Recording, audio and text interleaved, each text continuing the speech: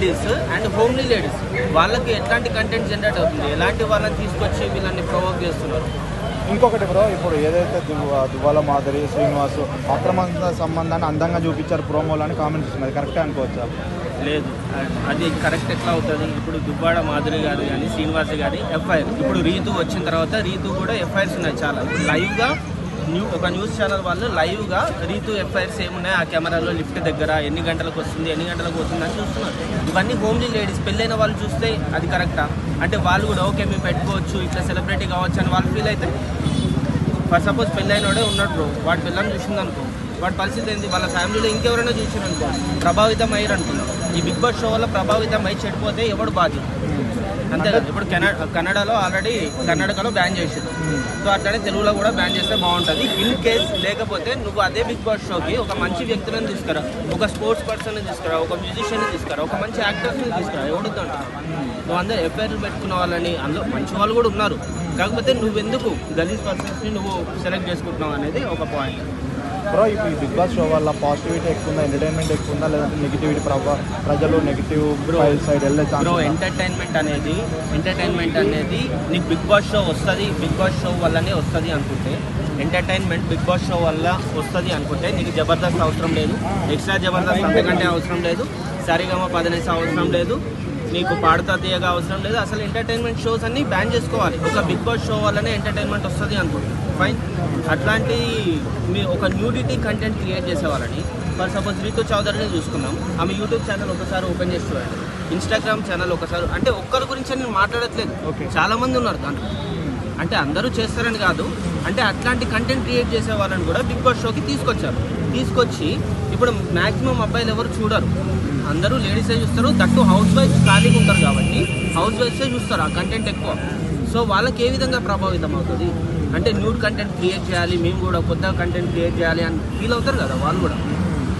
ఒకటి బ్రో, ఇప్పుడు దువ్వాల మాదిరి ఉంది, తను బయట వాళ్ళ ఫ్యామిలీ పరిస్థితి ఎలా ఉంటుందో తెలుసు, అలాంటి మనం తీసుకొచ్చి బిగ్ బాస్లో పెట్టి కొన్ని కోట్ల మందికి చూపించడం, అది ఎలా ప్రభావం చూపించింది? నేను అదే అంటున్నాను కదా బ్రో, ఇప్పుడు బయట ఎఫ్ఐఆర్స్ ఉన్నా కానీ నువ్వు హిందూ సమాజంలో బతుకుతున్నావు, నువ్వు భారతదేశంలో బతుకుతున్నావు, ఇట్లాంటి షోస్ అన్నీ చేయాలంటే నువ్వు యూఎస్కి వెళ్ళిపో, యూకేకి వెళ్ళిపో, ఎవడవుతుంది నాపడు కదా, ఎవడు అవ్వడు. సో నువ్వు మనది ఒక సాంప్రదాయమైన దేశం, దాన్ని పట్టుకొచ్చి నువ్వు బిగ్ బాస్ షో పెట్టి దాంట్లో న్యూడిటీ కంటెంట్ క్రియేట్ చేసే వాళ్ళని తీసుకొచ్చి వాళ్ళతో ఎక్స్పోజింగ్ చేయించి గేమ్స్ ఆడిపించి, అది పిల్లల గేమ్స్, మన ఊళ్ళలో పిల్లలు ఆడుకునే గేమ్స్, దాన్ని తీసుకొచ్చి నువ్వు దానికి టార్గెట్లో పెట్టి మళ్ళీ దానికి జనాలంతా ఎర్రి అయ్యి ఓట్లు వేస్తున్నారు చూడు, అది ఇంకా కొంచెం గలీజ్ అనిపిస్తుంది. అంటే బిగ్ బాస్ కూడా ఎంకరేజ్ చేస్తూ ప్రోమోని చూపించిన దాని మీద చాలా ట్రోల్ చేస్తున్నారు. ఆబ్వియస్లీ నేను అదే అంటున్నా, ఇప్పుడు అక్రమ సంబంధాలు ఎఫ్ఐఆర్లు ఇవన్నీ పక్కన పెడితే కర్ణాటకలో ఏ విధంగా అయితే బ్యాన్ చేశారో ఇది ప్రభావితం చేసేలాగా ఉంది, జనాలకి ప్రభావితం అవుతున్నారు చూసి. సో ఎట్లాంటి కంటెంట్ క్రియేట్ చేస్తాం మేము. సో నేను ఇప్పుడు ఒక మంచిగా ఒక హౌస్ వైఫ్ అయింది, సాంప్రదాయబద్ధంగా ఉంది, ఈ షో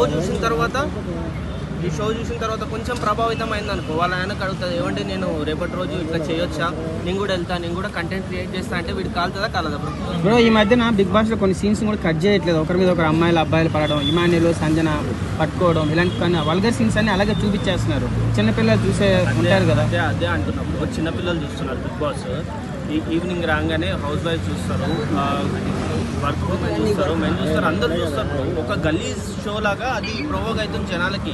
ఒక మంచి షో ఇది, దీని నుంచి ఇది వచ్చి సాధిద్దాము, ఒక బిగ్ బాస్ షో నుంచి సాధిద్దామంటే ఒకటి అనుకుందాం బ్రో, సింపుల్గా వాళ్ళు బిగ్ బాస్ షోకి వస్తారు బ్రో, మా మమ్మీ గుర్తొస్తుంది, మా డాడీ గుర్తొస్తున్నాడు, అది ఇది అని సొల్లు కాచుకుంటే ఏడుస్తారు బ్రో సింపుల్గా. నిజానికి వాళ్ళు 2 నెలలు వాళ్ళ మమ్మీ డాడీలకు కాల్ కూడా చేయరు బ్రో, ఇక్కడికి వచ్చి షో చేస్తారు. ఇదంతా అవసరం లేదు కదా.